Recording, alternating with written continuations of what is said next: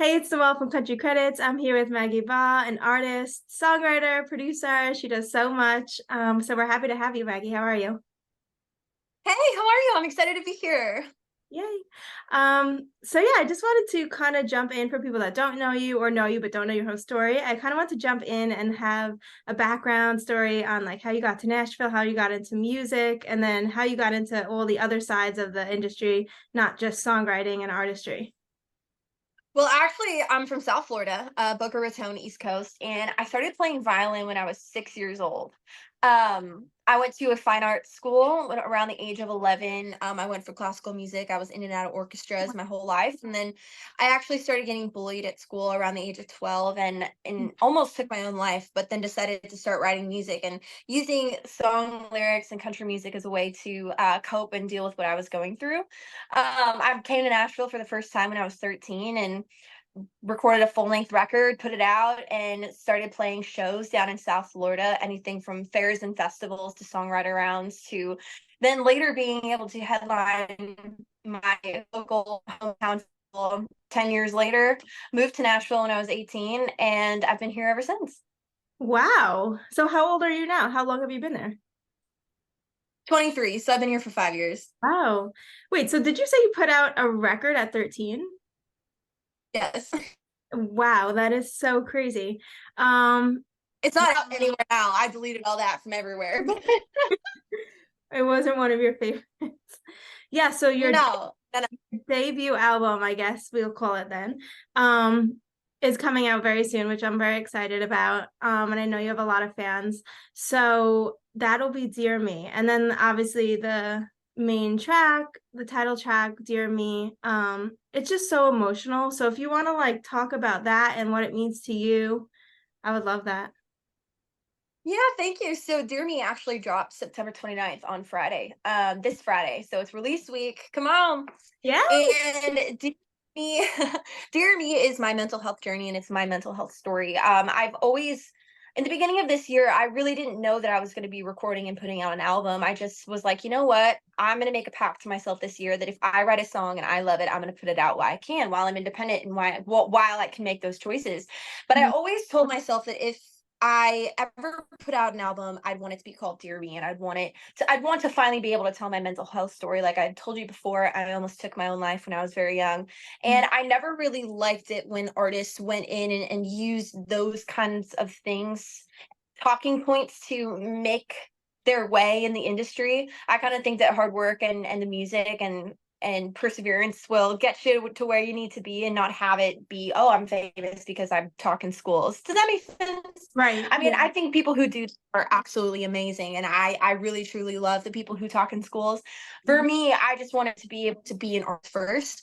Um, and I never really got to open up and talk about my story, but I always told myself that if I had a debut album, an album that I really wanted to be like, this is who Maggie Baugh is, I'd want it to be called Dear Me, and I'd want it to talk about my mental health journey. So, with Right. that being said, in honor of Suicide Awareness Prevention Month, which is the month of September, um, we are putting out the song and the title track of the album on Friday. And the music video is so cool. It is one of the most emotional and vulnerable music videos I've ever done. And at the end of the music video, the American Foundation of Suicide Prevention was kind enough to let us use their logo as well as the helpline number. And so we featured a message in honor of Suicide Prevention Month Wow. that will That's drop on Friday. yes. Um, wow, that's really, really like, I'm sorry to hear what you went through, but it's really great that you're gonna shine a light on like, the prevention aspect of it. And I think a lot of people are gonna like hearing what you have to say. But as far as like, yeah, so as far as I don't know, I'm just so excited for you and I'm just really happy that you had the strength and like I don't know, the courage to put something like that out. So you got to be vulnerable to do that. So that's a big deal. Yeah, it is definitely one of the most. It's literally, thank you. It's literally just like a guitar, piano vocal. I almost said guitar vocal. It's literally just a piano vocal. So I mean, it says raw and it's vulnerable as he possibly can be. I mean, completely stripped. No background instruments. And then just telling a story like that. So I'm excited. I've never done anything like that before. I've had piano versions of songs come out, but as far as this story, I'm really excited to see what happens. It's my whole being in one Right. song. So. You wrote it with some others, right? I did. I wrote it with Elena Jones and Tyler Bank, and they actually have 5 or 6 songs on my record. Oh wow. So how Yeah. was the writing process for it? Was it just like you were trying to pull from different memories, or did it just come like drop out like all at once kinda? So yes and no. I wouldn't really say that it's a concept album where I was like, okay, I want to write about this and this is what the album's going to be around. I would say that halfway through the year, I would say sometime in like, well, not halfway, but April, I would say around April, I kind of just realized that I had so many songs and I was sitting down, the algorithm says release a song every 6 weeks. And I was like, if I released a song every 6 weeks, I would have like 53 or 54 weeks of music. Like, and I was like, and then you count for like Thanksgiving and the holidays, and then January when you're not supposed to release music. I was like, we'd be releasing songs all the way up until next year. And I like am super like ADHD where I'm like, am I even gonna like this music in a year if I wait that long? And Right. I was like, okay, screw it. Let's just put an album out and let's put it on a record. So we had about 9 or 10 songs. Mhm. And then I was like, okay, the album's done. And then I wrote 2 more songs and I was like, or no, 4 more songs. And I was like, okay, the album cannot be complete without these. So it's actually 14 songs, Wow. 14-song album. Yeah. But everything I've released this year, starting with I Met You, will be on it. Okay. And obviously you do a lot more than just like the writing side, which is super cool because we love to focus on the other sides of the industry as well. So I know that you co-produced the entire thing. So Mhm. impressive. And then you did some engineering, right? Yes, I did. So I did a lot of the engineering. So the story of the album is my producer and I did everything ourselves. We produced it, engineered it, and mixed it. Oh, And we played 95% of the instruments on it. So during that process, I was able to learn how to engineer on Pro Tools, both for vocals and as well as instruments. So like I would engineer while he was recording drums and acoustic parts and his vocals and his bass, and then as well as my own vocals. So I learned how to vocal engineer and to be able to basically produce my own vocals, which was really, really fun to that's be kind able to of like learn. liberating because you can just kind of control it exactly how you want it to end up. Like that's really cool. Yeah, I wouldn't say that I definitely didn't mix my own vocals because as a singer, you're just like you hear things and you're like, oh, I could have done that better. Yeah. But there's so Well, many true. other things that you can do. Yeah, there's so much magic that you can do on Pro Tools. And I just was like, you know what? I'm just gonna sit here and I'll engineer myself. But I'm like, but you can take over mixing these because I was like, I don't want to hear myself sing a part 400 times. It's so funny. Like so many singers, they love doing what they do, but then you're right, it's so awkward to listen to it back sometimes. Like you're just like, I Yeah. want it complete, I want it done. Um, so going back to Dear Me, what was the process like writing that specific song? Did it happen fast or I would say that I tried writing it by myself. For the first month or 2. So I had the title, I had the concept, and I literally would just sit down in my mirror and just try to write it for myself. But every single time I did, I just bawled my eyes out. Mhm. I was like, clearly, I'm not strong enough to be able to tell the story and do it on my own. And I don't think there's anything wrong with co-writing. And I think it's so great when artists can do it by themselves. But I love co-writing and I love bouncing ideas off of of people who are equally as talented. And so when I brought this to Elena and Tyler, um, I was kind of just already crying before I got to the session just about mental health. And I was like, well, if I'm already bawling my eyes out, we might as well write a song that will make me bawl my eyes out. So so we're already in the mood. And so I brought it in and we did a 2-day write and it was a very emotional write, but I would say that it came out so naturally. Mhm. And that was one thing that I really wanted this album to be is like I wanted it all to be so natural. I wanted it to be my life story. I wanted it to be what I was going through, and I wanted it to be things that I've experienced. Um, like I'm not a partier, haven't gone through a bad breakup. But I love writing about life and family and love and I love kind of that. just where. Yeah, so that's what the whole album is. It's just Mhm. life, love, and living. I like to put that on a t-shirt. No, but it's so true because I think that's what initially grabbed my attention. Because I was like, it's not another drinking song, it's not another breakup song. Yeah, It's so raw, but it's not like, I don't know, it already stands out. Like, so I'm really excited. I'm excited to see how many people you touch with it because I'm sure you're gonna like really impact a lot of people with it. So thank you. Yeah, that's one thing, just like playing it live recently, that I just didn't really realize that mental health is, I know it's such a real thing, but you never really know how real it is until you start talking about it and it starts connecting with people. I mean, I played it in Maryland's on tour this past couple weeks, and I mean, I can't tell you how many people were just bawling their eyes out in the audience, and I was like, I had no idea that my story is everyone else's story. do you cry when you play it? Like, how do you hold it together? Like, I think about don't mess up, don't mess up, don't mess up. It's in my head.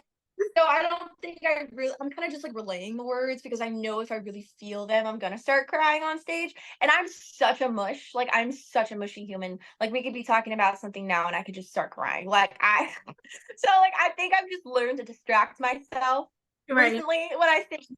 Sometimes But you we'll kind of have see. to, yeah. Yeah, but we'll see what happens on Friday. I'm playing a show in Vincent, Virginia, at Rosie's Gaming Emporium. It's a headlining show, and it's the day the album comes out, and I mean, the day my single comes out, and my Yeah. parents will be in town. So who knows? There could Wow. be some tears on stage. Nothing wrong with crying. It's okay. Yeah, Yeah, so I wanted to chat about your tour. How's that going? I know it's wrapping up soon, but yeah, this weekend is actually the last weekend. It's been really, really fun. It's been a lot of full band shows, which is my favorite. I love playing with my bands. mhm. We're in Virginia on Friday, and we're in North Carolina, or Weldon, North Carolina, on Saturday, opening for Whitey Morgan and Ward Davis. It's almost sold out, so that's going to be really, really fun. But yeah, this is the last leg of it. But I do have another tour announcement happening next Friday, October 6th. I'll be announcing another tour, so that's exciting. That's so exciting. What's it like being on the road Thanks. versus like doing all the back end work? Like, do you feel like what's like the hardest part of being in the industry and what's the best part in your opinion? So I would say, like, I go back and forth between loving the music and loving the business. I Mhm. love being an artist. Like, I was a musician before I was an artist. And so I love the music part of it, and I love seeing shows come to life. I'm very visual, so I love seeing it all just happen, and seeing a song go from just four chords to an entire performance. Right. But I will say I do love the business side of it. I'm super OCD and I'm very organized human, but I also love talking to humans. Mhm. And I don't have a booking agent. I don't have a manager. I don't have a label, no publisher. It's literally just me and Kyra, who's been helping me out, and she's really wonderful. But it's literally just me. And so I've learned a lot of the business, and I've learned a lot of what contracts should and shouldn't look like. And so it's been a challenge because, I feel like you can't really get taught this information. You kind of just have to learn and mess up and figure it out along the way. So I think that's been really fun, where it's like there's no rule book. You're kind of just flying at the seat of your pants and seeing what happens. I think you're so smart for doing all this on your own because if there is a day that you're signed and stuff, you're gonna have all the knowledge and know like what kind of like could be like what things should be and what things might be like being pushed upon you. And I just think it's so admirable. Like there's never been a better time to be an independent artist and Yeah. songwriter and like anything. So kudos to Hey, you. I will say that I really love being on a team though. I think that is one thing I do miss, is like I really miss like having a few people to bounce ideas off of, and a few Yeah. people to Yeah, do don't what get me they're really wrong. good at. That's it's great too, yeah. Yeah. But we'll see. We're having fun while we're doing it now. Do you do you have one side that you like better, like songwriting or performing? It's probably I perform. love Yeah. Oh yeah. Yeah, like my goal, my dream, is to be nominated and win entertainer of the year. Like, I love being on stage. I love performing. My dream is to be on the road 380 days of the year. Seriously, wow. That's so cool. Yeah. You like low key remind Thanks. me of Lainey Wilson. Oh, yeah, I hope so. I mean, she's great, so I mean that's a compliment. I Yeah. cannot rock those bell bottoms, but it's a compliment.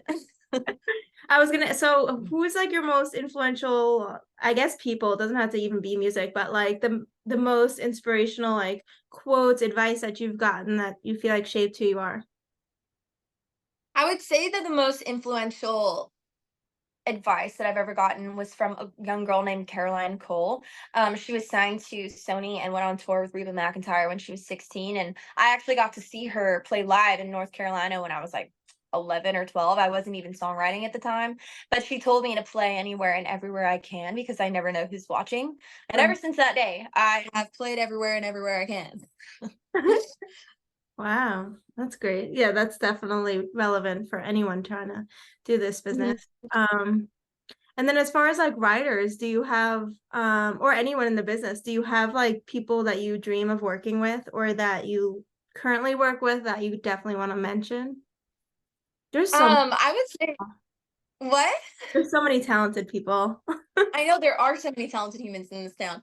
I would say like my dream collaborations are probably Eric Church, um, Keith Urban, just as musicians and as entertainers. I just think they're absolutely incredible. Um, Yeah. as a violinist, I would really love to collaborate with Lindsey Sterling one day, maybe do like a CMT Crossroads thing as a fiddle player. Um, I don't know, as far as female goes, like I love Carly Pierce. I truly believe Oh, me that too. she has to be authentically herself.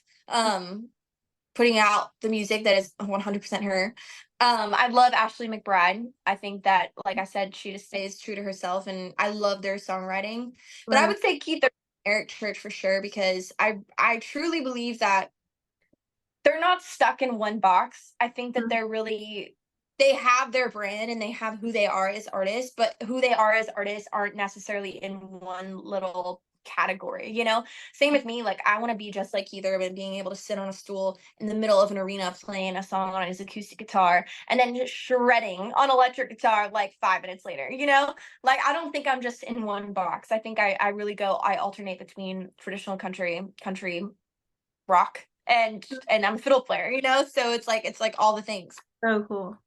So what other tracks are you most excited for? Like which one track are you most excited to release on this album other than Dear Me? Um I think I have two favorites. Well, dang, it's so hard to choose. Like they're all so different. They're all so cool. Like I really love Honeybee because I wrote it about my grandpa. Same with Looking at the Sky. I wrote it about my grandpa about two different grandpas about losing him and about how I'm Mhm. if you ever catch me looking at the sky, it's because I miss him. So I think there's a lot of storytelling with those two songs. I'm also really excited about Wandering Arounders because it's so weird and quirky, and I don't think it's ever been written before. And if it has, it hasn't been written like that. So I'm really excited because it's literally called Wandering Arounders. Like you don't even hear that ever. So Yeah. that's cool. I don't know. I would also say like Halfway to Go. I'm interested to see how people um interpret it Mhm. because you can't really tell what it's about until the last verse. So I'm really interested to see if people like catch on to it and if it relates to them in any way. Mhm. Yeah. Yeah, I agree. I checked out a few of the songs and they're all so good. I mean, your voice is like really powerful. You have a great voice. It's really good. You go, oh my gosh, that means a lot. It's so good. So as far as like all the social media work that you do and like getting yourself out there as a solo artist, not like a solo artist, but an independent artist, how's that been? And like, what are some of the struggles of like getting seen without, like you said, a whole team behind you? You do a good job at it though. Thank you. I mean, social media has opened so many doors for me. And I think that it's obviously super helpful. It's like literally your business card nowadays. Yeah. And I think it's a really great way for you to showcase who you are as an artist and as a human. I would say like I struggle with I mean, it's not only my personal struggle. I mean, there's so many talented humans out there. There's so many talented artists and Mhm. such incredible creators. I mean, I just think that there are so many people posting and posting and posting that it's hard to just stay relevant. Mhm. But I don't think that's just my issue. I think it's like with everyone, but I mean, I love social media. Instagram is my favorite. But I love being able to connect with my fans. That is the biggest thing. I see everything on there that happens. Mhm. DMs, comments, posts, everything. So I would say that my favorite part about it is being able to connect with my fans. Right. Yeah, because you got like a lot of people that follow you. So that's what I was like kind of going at. Like you've gained this fan base, which is really impressive, being that, like you said, you don't have a whole group of people behind you. So you're kind of like doing everything, which is the whole reason why I wanted to get you on here, because country credits, like it's you have so many of the credits yourself, which is so exciting. You do it all. Thanks. Thank you. Yeah. So, any other like songs that with co-writes that you've had, I guess like what I'm getting at is as far as different writes that you've had, has there been one write that's definitely stood out to you, or a part of the business that you've just learned the most from going through with other writers, or like any one moment I that's would just say, been a breakthrough yeah, moment? I would say keeping my mind and my perspective, and I wouldn't say my options, that's a bad word, but like just keeping my mind open and keeping my perspective open, as I feel like all artists and all writers go through this. I mean, you really expect that your best songs will come from signed writers, and you think that you just have to get in the room with published writers and people who are signed, because that means that you're going to get the best stuff. They've written the hits, so they'll write you a hit. I Mm, would say that my biggest takeaway from writing recently this year and for writing for this album is that you necessarily won't get your best stuff with people who are signed. I mean, of course it helps. They're signed for a reason. And some of my favorite people and favorite writers are signed. But I would also say that like you never know who you're going to connect with, signed or not. And I would say some of my favorite songs have come from people who are not signed. And I learned that you have to go into each write with an open mind. I'll be honest, I went into a write with someone who wasn't signed and I was like, okay, here we go, waste of time. And then I came out with my favorite song. And so I think it was just a learning lesson to be like, you really just like never know. literally.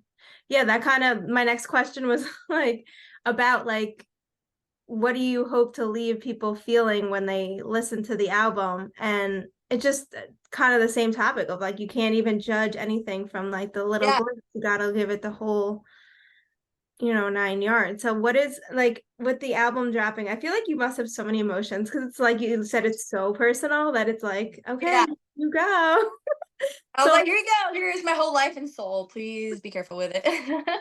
I would say what I want people to take away from my debut album coming out is there is a song for everybody on there, and there's a song for no matter what you're going through. I feel like there are either one song or multiple songs that will help you get through it. I would say the moral of my album is life is really short, and take every single moment um in and take it in 100% and just like completely just like embrace life because it is so short. And there are just so many wonderful things about it, good and bad, and I think that's really what my album is about. right. Yay. I love that answer. I'm really excited about it. Um, so yeah, I mean, I pretty much wrap up all of my interviews with three simple questions, which is totally separate from like everything else we've discussed. It's kind of like silly questions, but kind of serious too. The first one is your favorite place to hang out in Nashville. The second one is your favorite all-time artist, and your third is favorite up-and-coming artist. Okay. Favorite place to hang out in Nashville. It really depends on my mood. I'm not gonna lie, I'm kind of a homebody, which is hilarious because I love people. So it's funny that I just kind of hang out at home. But I would say like my favorite bar is Pearl Diver. Oh, I am a sucker for an espresso martini, and they make the best ones. no one said that before. But I would also, yeah, if I was hungry, I would say I love Nashville sushi. I love sushi. Wow, it's I love sushi, Nashville. Over on Ellison Place, they have the best sushi. Um, but I would say okay, favorite all time artist. Yes. But it goes back and forth. Like I love Eric Church. I could put on his albums, like albums, not just singles. I could put on his albums and genuinely listen and just absolutely love it.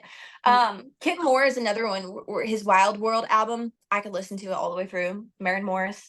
I really think my favorite artists are ones that I can listen to an entire album and never get sick of them. Mhm. Yeah. And then favorite up and coming artists. I'm gonna have to think about this.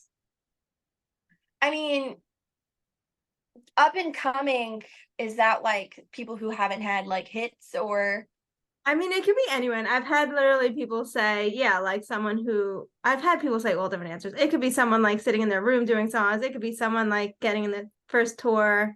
I've had like Austin Snell mentioned. I've had a lot of people mention. yeah, I mean, Kylie Morgan is fantastic. She's a sweetie. I don't really know if you would consider her an up and coming because she's a badass and she's currently on tour with Old Dominion, which is awesome. So, I mean, I don't know if she's It's a already made fine it. line. Yeah, that's a Yeah, it's a good fun. Okay, yeah, I would say Kylie. answer. Are you friends with Kylie or you just love her stuff? I We're kind of friends. My boyfriend has played on her stuff a bunch. And she's a sweetie. She's played my Maggie Baugh and Friends last year. She's a sweetheart. I just like her music. I'm a big fan of her personality, and I think Mermaid Cowgirl is extremely unique, and no one's doing it. And I love artists who are authentically themselves. Yeah, that's so awesome. Well, we're so excited for everything to drop and just Yeah. I'm excited to see what everyone feels about it. I'm sure you're more excited, but thanks for hopping on with Yeah, us. I'm just like, I don't know what's gonna happen, but here we go. Yeah, so thank you so much. Thanks. I hope you have a good night. You too.